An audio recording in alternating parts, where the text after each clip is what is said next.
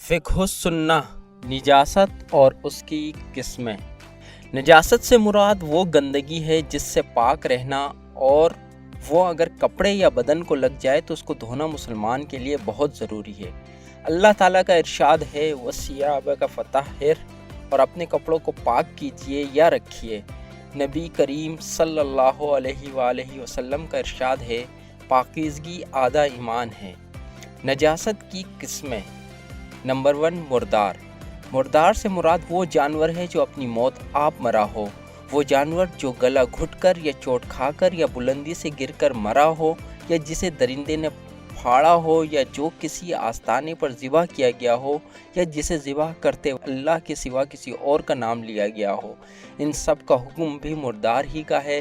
ان تمام کا ذکر قرآن کی ان 2 آیتوں میں ہوا ہے۔ انما حرم عليكم الميتة والدم ولحم الخنزير وما أهل به لغير الله فمن اضطر غير باغ ولا عاد فلا إثم عليه ان اللہ غفور رحیم۔ اس نے تم پر صرف مردار اور خون اور سور کا گوشت اور وہ جانور جس پر ذبح کے وقت غیر اللہ کا نام پکارا گیا ہو حرام کیا ہے۔ پھر جو شخص سخت مجبور ہو جائے، نہ تو نافرمانی کرنے والا ہو اور نہ حد سے بڑھنے والا، تو اس پر زندگی بچانے کی حد تک کھا لینے میں کوئی گناہ نہیں۔ بے شک اللہ نہایت بخشنے والا مہربان ہے۔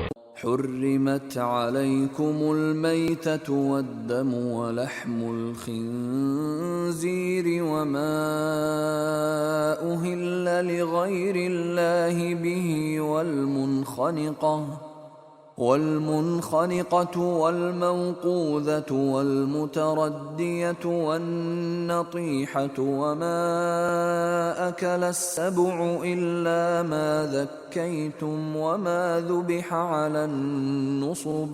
تم پر مردار یعنی بغیر شرعی ذبح کے مرنے والا جانور حرام کر دیا گیا ہے، اور بہایا ہوا خون اور سور کا گوشت، اور وہ جانور جس پر ذبح کے وقت غیر اللہ کا نام پکارا گیا ہو، اور گلا گھٹ کر مرا ہوا جانور، اور دھار دار آلے کے بغیر کسی چیز کی ضرب سے مرا ہوا، اور اوپر سے گر کر مرا ہوا، اور کسی جانور کے سینگ مارنے سے مرا ہوا، اور وہ جانور جسے درندے نے پھاڑ کھایا ہو، سوائے اس کے جسے مرنے سے پہلے تم نے ذبح کر لیا، اور وہ جانور بھی حرام ہے جو باطل معبودوں کے تھانوں یعنی بتوں کے لیے مخصوص کی گئی قربان گاہوں پر ذبح کیا گیا۔ اگر زندہ جانور کے جسم سے گوشت کا ٹکڑا کاٹ لیا جائے، جیسا کہ عرب اسلام سے پہلے کیا کرتے تھے، تو وہ بھی مردار ہی کے حکم میں آتا ہے۔ حضرت ابو واقد سے روایت ہے کہ نبی کریم صلی اللہ علیہ وسلم نے فرمایا زندہ جانور کے جسم سے جو گوشت کا ٹکڑا کاٹا جائے گا وہ بھی مردار ہے۔ اس بارے میں تمام علماء سلف کا اجماع ہے۔ مردار کے حکم سے جو چیزیں مستثنی ہیں وہ مندرجہ ذیل ہے: مردہ مچھلی، ٹڈی، مکھی، اور اس پر قیاس کرتے ہوئے وہ تمام جانور جن کے جسم میں خون نہیں ہوتا، جیسے چونٹی، بھیڑ، شہد کی مکھی وغیرہ۔ اس بارے میں بھی سوائے امام شافعی کے سب کا اتفاق ہے۔ امام شافعی کے نزدیک مکھی کے حکم میں یہ دوسرے جانور نہیں آتے، کیونکہ مکھی کے متعلق تو نبی کریم صلی اللہ علیہ وسلم نے یہ فرمایا ہے کہ اس کے ایک پر میں شفا ہے، لیکن دوسرے جانوروں میں یہ خصوصیت نہیں پائی جاتی۔ لیکن شافعیہ کے نزدیک ان چیزوں سے پانی وغیرہ صرف اس وقت ناپاک ہوتا ہے جب ان سے پانی کے مزہ، رنگ یا بو میں فرق آ جائے، یا کوئی شخص ان کو خود پانی میں ڈبوئے۔ حضرت عبداللہ بن عمر سے روایت ہے کہ نبی کریم صلی اللہ علیہ وسلم نے فرمایا ہمارے لیے 2 مردہ جانور اور 2 خون حلال کیے گئے ہیں۔ 2 مردہ جانور مچھلی اور ٹڈی ہیں، اور 2 خون جگر اور تلی۔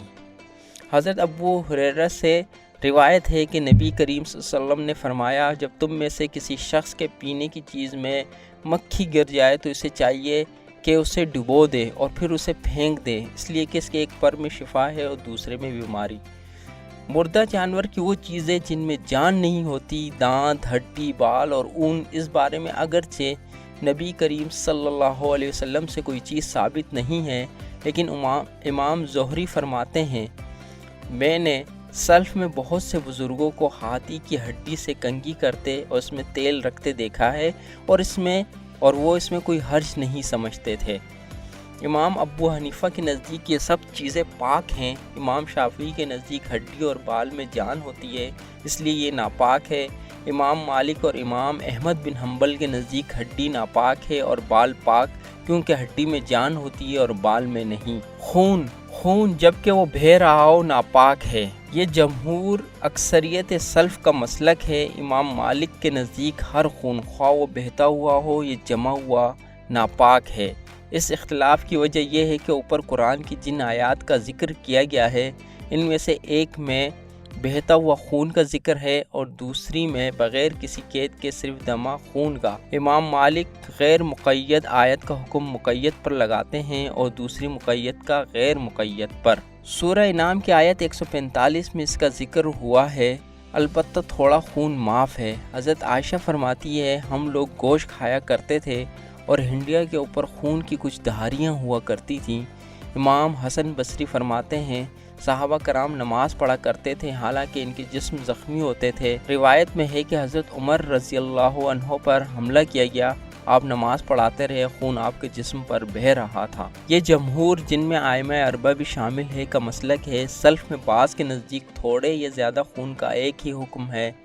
مذاہب اربعہ کا اس پر اتفاق ہے کہ شہید کا خون اور وہ خون جو ذبح کرنے کے بعد جانور کے گوشت کے ساتھ یا اس کی رگوں میں بچ رہے پاک ہے۔ مچھلی، جوں اور مچھر کا خون بھی پاک۔ مذاہب اربعہ میں خون پر قیاس کرتے ہوئے پیپ اور زخم سے نکلا ہوا پانی ناپاک ہے، لیکن امام ابن تیمیہ ان دونوں سے کپڑے کو دھونا ضروری قرار نہیں دیتے کیونکہ ان کے ناپاک ہونے کی کوئی دلیل نہیں ہے، یعنی ان کے ناپاک ہونے کا قرآن یا حدیث میں ذکر نہیں۔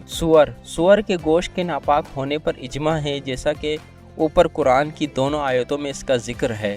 سور، اس کے جسم اور دوسری تمام چیزوں کے ناپاک ہونے پر بھی امام مالک کے سوا سب کا اتفاق ہے۔ حضرت ابو ہریرہ رضی اللہ عنہ سے روایت ہے کہ نبی کریم صلی اللہ علیہ وسلم نے فرمایا جب تم میں سے کسی کے برتن میں کتا منہ ڈال جائے تو اسے چاہیے کہ اپنے برتن کو 7 مرتبہ دھوئے۔ اس حدیث کی بنا پر جمہور کے نزدیک کتے کا نہ صرف لعاب بلکہ اس کا بدن اور ہر چیز ناپاک ہے۔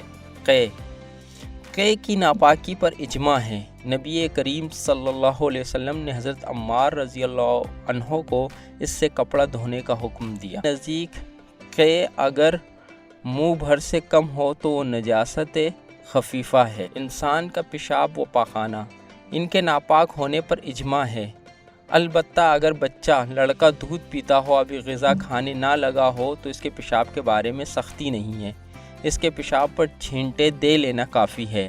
حضرت ام قیس سے روایت ہے کہ نبی کریم صلی اللہ علیہ وسلم کے پاس وہ اپنا ایک بچہ لڑکا لے کر آئیں جو ابھی غذا کھانے نہیں لگا تھا۔ اس نے نبی کریم صلی اللہ علیہ وسلم کی گود میں پیشاب کر دیا تو حضور نے پانی منگوایا اور اس سے اپنے کپڑے پر چھینٹے دے لیے اور اسے دھویا نہیں۔ حضرت علی سے روایت ہے کہ نبی کریم صلی اللہ علیہ وسلم نے فرمایا لڑکے کے پیشاب پر چھینٹے دیے جائیں گے اور لڑکی کے پیشاب کو دھویا جائے گا۔ اکثر علماء سلف کا مسلک یہی ہے کہ امام سفیان ثوری، امام ابو حنیفہ، آپ کے اصحاب اور کوفہ کے دوسرے فقہاء اور مالکیہ کے نزدیک چھوٹے بچے کا پیشاب دھونا بھی اس طرح ضروری ہے جس طرح بڑے آدمی کے پیشاب کا۔ اس اختلاف کی وجہ یہ ہے کہ اوپر کی حدیث میں نفخ کا لفظ آیا ہے جس کے معنی لغت میں چھینٹے دینا اور دھونا دونوں ہیں۔